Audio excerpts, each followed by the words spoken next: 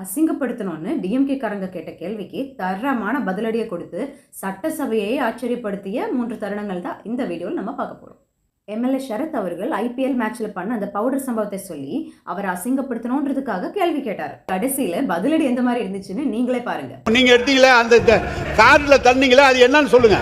அந்த சமயத்துல திராவிட முன்னேற்ற கழகத்தின் ஆட்சி தான் நடந்தது. அப்போ ஸ்டேடியம் வாசல்ல இருந்து இவங்க எல்லாம் வந்து அந்த மாதிரியான போதைப் பொருள் வித்தாங்கன்னு சொல்லி ஒத்துக்கிறாங்களா? அப்போ சிஎம் விஜய் அவர்கள் நல்ல எண்ணத்தில் எல்லா எம்எல்ஏகளுக்கும் கார் கொடுக்கிற சொன்ன விஷயத்தை அரசியலாக்கணும்னு நினைச்ச உதயநிதிக்கு ஆதவர்ஜுனா கொடுத்த செமையான பதிலடியை நீங்களே பாருங்க.